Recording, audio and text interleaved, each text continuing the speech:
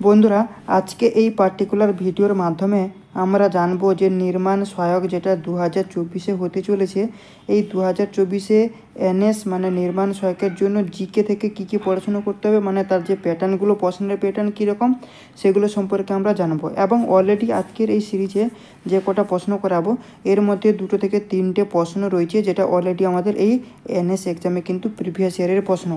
ঠিক আছে, একটা প্রশ্ন তো সেট রয়েছে, আমি আমার গ্রুপে দিয়েছি, হোয়াটসঅ্যাপ গ্রুপেও দিয়েছি, টেলিগ্রাম গ্রুপে দিয়েছি। যার যার কাছে নেই তারা আমরা হোয়াটসঅ্যাপে আমাকে মেসেজ করতে পারো, আমি পাঠিয়ে দেবো। ঠিক আছে, তোমরা দেখবে তাতে প্রায় আমি টোটাল মনে হয় 8টা পার্ট কিন্তু আমি ডিটেলসের সাথে সলিউশন করেছি, এবং জিকের ফার্স্ট পার্ট আজকে আমি নিচ্ছি, এবং কিছু এক্সট্রা প্রশ্নও রয়েছে যেগুলো দেখলে তোমরা বুঝতে পারবে যে প্যাটার্নটা কীভাবে হয়। ঠিক আছে, তো চলো আমরা এক এক করে দেখি। সর্বপ্রথম 1 নম্বর প্রশ্ন কি বলছে দেখো, the chairman of the Rajya Sabha is, মানে তোমার রাজ্যসভার চেয়ারম্যান হলেন কে কে কে ঠিক আছে, এখানটা তোমাকে 4টে অপশান দিয়েছি, ওর মধ্যে তোমাকে একটাতের উপরে ক্লিক করতে হবে। সর্বপ্রথম অপশান এ কি বলছে দেখো, the leader of the opposition, মানে কি বলছে the leader of the opposition মানে কি বিরোধী দলের নেতা, তাই না? সে কি রাজ্যসভার চেয়ারম্যান? না, সেটা তো না। তাহলে দেখো বি কি বলছে দেখো, বি বলছে তোমার nominate by the president of India. ঠিক আছে, nominate by the president of India, এর মানে কি? এর মানে হচ্ছে তোমার ভারতের রাষ্ট্রপতির কর্তৃক মনোনীত। সি মানে কি? সি অপশান সি কী বলছে, the vice president of India, মানে ভারতের উপরাষ্ট্রপতি। আর ডি বলছে কি nominate by the vice president of India, মানে হচ্ছে তোমার ভারতের উপরাষ্ট্রপতির কর্তৃক মনোনীত। তাহলে আমাদের এই যে চেয়ারম্যান কোথাকার, না রাজ্যসভার চেয়ারম্যান হচ্ছেন the vice president of India, মানে ভারতের উপরাষ্ট্রপতি। তাহলে আমাদের কী হবে, অপশান সি হয়ে যাবে কারেক্ট অ্যান্সার।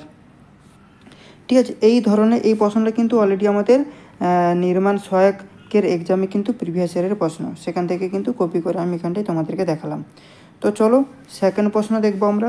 সেকেন্ড প্রশ্ন কি বলছে, সেকেন্ড প্রশ্ন বলছে দেখো, এটাও কিন্তু ভালো প্রশ্ন। বলছে at which the following place the pole star appears at the highest angle in the sky. Highest angle in the sky, 4টে অপশান রয়েছে। আচ্ছা, এই প্রশ্ন মানে কি?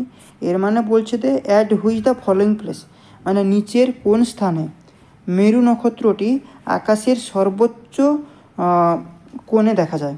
ঠিক আছে, মানে তোমার মেরু নক্ষত্রটি আকাশের সর্বোচ্চ কোণে দেখা যাবে, এর মধ্যে কোনটাতে? 1 নম্বর তোমাকে দিয়েছে সন্ধ্যাকপু, ঠিক আছে সন্ধ্যাকপু। বিতে দিয়েছে তোমার কি না ফালুত, সিতে দিয়েছে দার্জিলিং, আর ডিতে দিয়েছে তোমার কালিম্পং, এর মধ্যে কোনটা? ঠিক আছে, তাহলে এটা তোমরাই বলো কী হবে।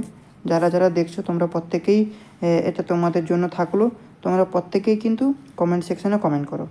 ঠিক আছে, চলো, আর তবুও আমি বলে দিচ্ছি যে তোমার বি হয়ে যাবে কারেক্ট অ্যান্সার।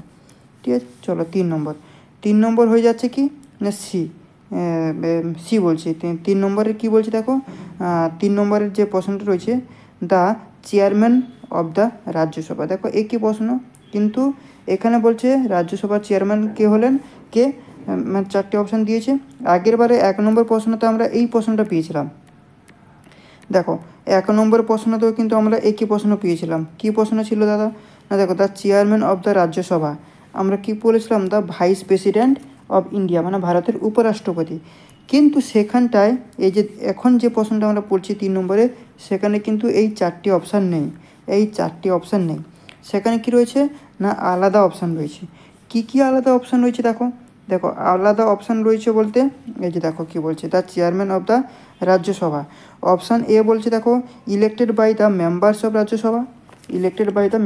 রাজ্যসভা, মানে কি রাজ্যসভার সদস্যদের দ্বারা নির্ধারিত, ঠিক আছে, বা নির্ধারিত। বি বলছে কি নমিনেটেড বাই দ্য প্রেসিডেন্ট, মানে রাষ্ট্রপতির কর্তৃক মনোনীত, তাই তো, রাষ্ট্রপতির কর্তৃক মনোনীত। সি বলছে কি elected by members of both houses of parliament, মানে হচ্ছে সংসদের উভয় পক্ষের সদস্যের দ্বারা নির্বাচিত, ঠিক আছে। আর ডি বলছে কি elected by parliament and state legislating jointly, মানে হচ্ছে কি যৌথভাবে যেটা হয়, যৌথভাবে সংসদ এবং রাজ্য তোমার আইনসভা দ্বারা নির্বাচিত। তাহলে চেয়ারম্যান অফ আমাদের যে রাজ্যসভাটা হয়ে যাচ্ছে কি elected by members of both houses of parliament. ঠিক আছে, তাহলে আমাদের অপশান সি হয়ে যাবে কি কারেক্ট অ্যান্সার। এইভাবে কিন্তু আমাদের প্রিপারেশান নিতে হবে। ঠিক আছে, তো যারা যারা এখনও আমার চ্যানেলটাকে সাবস্ক্রাইব করোনি তোমরা তাড়াতাড়ি সাবস্ক্রাইব করো, ভিডিওটাকে লাইক করো, বন্ধু বান্ধবের সাথে বেশি বেশি করে শেয়ার করো। ঠিক আছে, আজকের ক্লাস এখানটা শেষ করছি, নেক্সট পার্টে আবার দেখা হবে। তখনের জন্য থ্যাংক ইউ, চলো বাই।